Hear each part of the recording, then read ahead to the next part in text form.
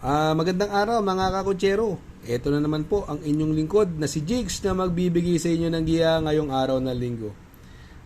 Ngayon po, meron po tayong 7 magagandang karera, no? At ang start time po natin ay alas 3 ng hapon.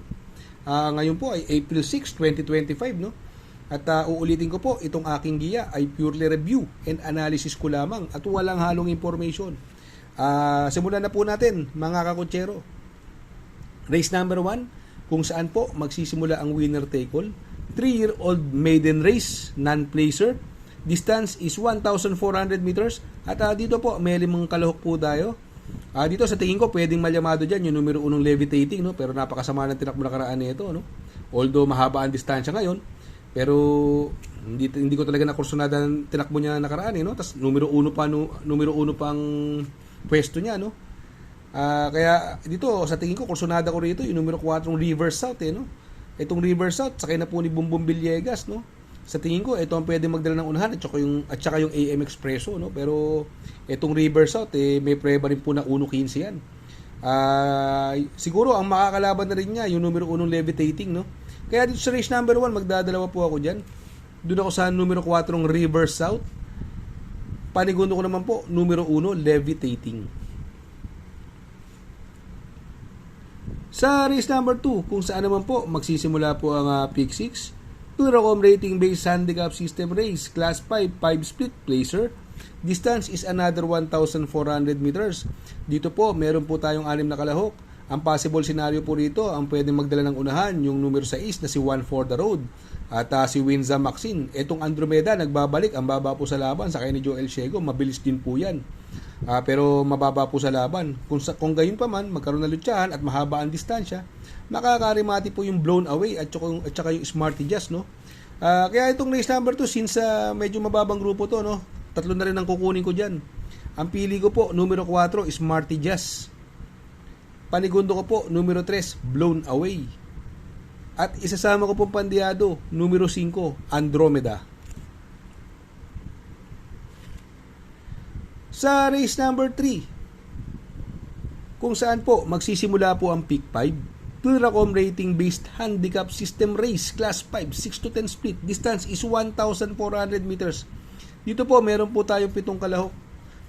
Dito, no, nakikita ko po possible scenario, walang ibang matulin bukod sa numero 4 Galactus. Dihado pa po yan mga kakutsero. Sana maganda itakbo sakay ni Pabs Caballero. Alam naman natin nung maiden niya, no? May preba pong 1.28 ng maiden race yan. Galactus, ang layong nanalo. Ngayon, hindi pa nanalo sa grupo, no?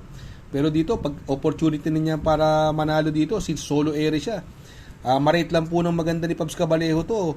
May paglalagyan sila rito at bagong baba ng group rating basis po ito, no? Si Galactus. Sa tingin ko, magbibigay ng magandang laban po sa kanya rito, yung dalawang Dremate rito, yung unong Heroes Deal 96 at yung numero 2 sa 7 of Diamonds. Mukhang tingin ko mauunahan ni 7 of Diamonds sumimati ngayon yung Heroes Deal 96 dito. Mas maganda ng konti yung pwesto niya. Kaya dito sa race number 3, ang pili ko po dyan, magdadalawa ako. Doon ako sa dihadong numero 4 Galactus. Panigundo ko naman po numero 2, 7 of Diamonds. Sa race number 4, kung saan po magsisimula po ang Pick 4, Pluracom rating based handicap system race, class 4, 22 to 27. Distansya po rito muli ay 1,400 meters. Dito po sa karerang ito may 6 na kalahok. Itong karerang ito pwede magdala ng unahan. Andyan po yung Brown Pirate at si Gamer Winner, no? Ito si Viva de Oro, parang bugbog sa laban, ano? Takbo ng takbo. Medyo hindi na masyadong maganda yung mga tinatakbo niyan sa kanyang last few runs, no? Itong high intensity po nag-uumento, Itong high intensity po, last run po nito, nasigundo po kay Modern Bird ito, no? Ang ganda po ng tinakbo niya noon, no? Alam naman natin si Modern Bird ngayon, sobrang umentado. Talagang hindi niya tatalunin yun. Pero itong si high intensity, ang lakas ng laban doon, nasigundo po siya ron. Kaya sa tingin ko, siya po napupusuan ko. At sasakyan po siya na nagbabalik na si Jackie P. Orepe. Tingin ko magbibigay ng unang panalo sa kanyang pagbabalik ito, no? High intensity, no? Sa tingin kong pwedeng tumalo sa kanya yung numero 4 Gamer Winner na binigay na po kay Jan Alvin Gusi. Sa tingin ko walang papoporma yun sa unahan to. Kaya dito sa race number 4, magdadalawa po ako dyan. Doon ako sa numero 1, high intensity. Panigundo ko naman po, numero 4, gamer winner.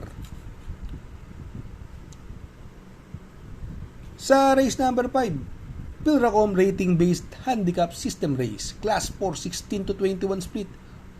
Distance is 1,400 meters. Meron po tayo ditong 8 kalahok.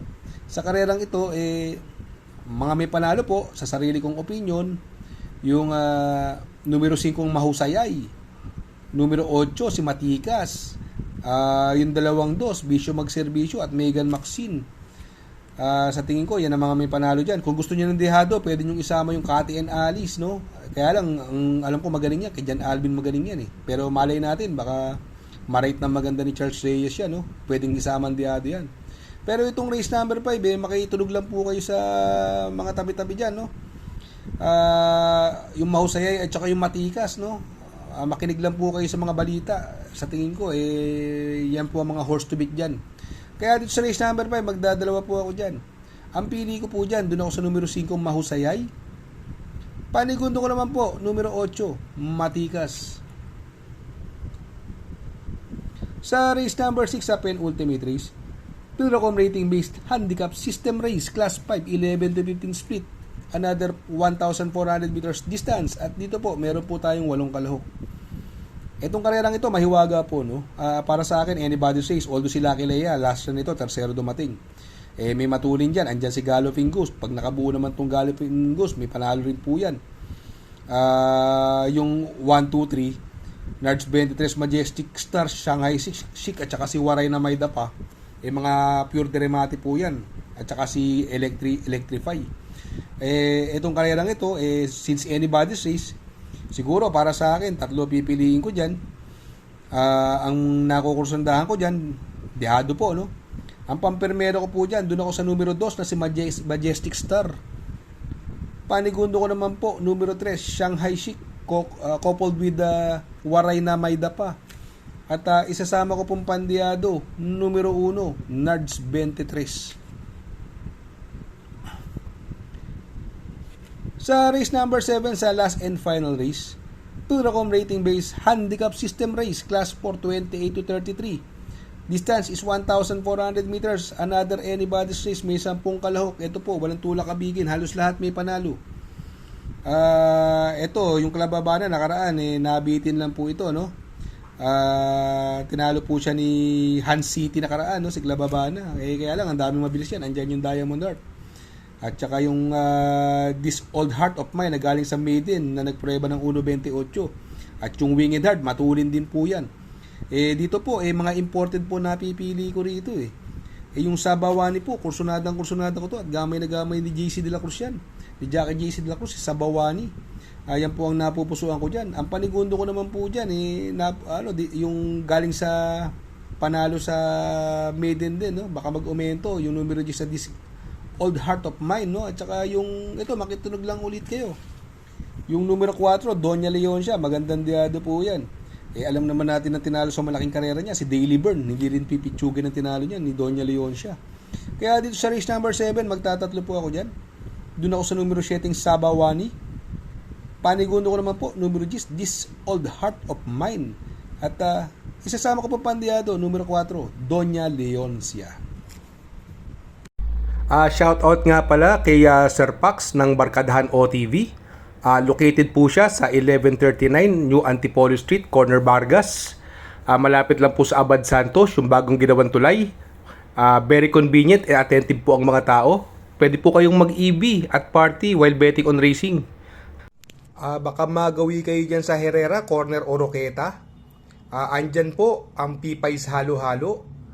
Ang isa sa pinakamasarap na halo-halo at homemade lahat ng ingredients po dyan, Ultimo Ice Cream. Tabi lang po yan ng Pares at tatapat po ng Kapihan. Shout out kay Sir Arnel Mendoza. Please support his channel.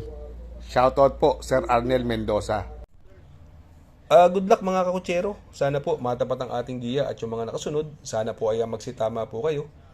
Ako yung makikiusap lamang at makikisuyo sa inyo na please like, share, subscribe, and hit the notification bell para update kayo sa aking mga giya. Good luck po and happy racing.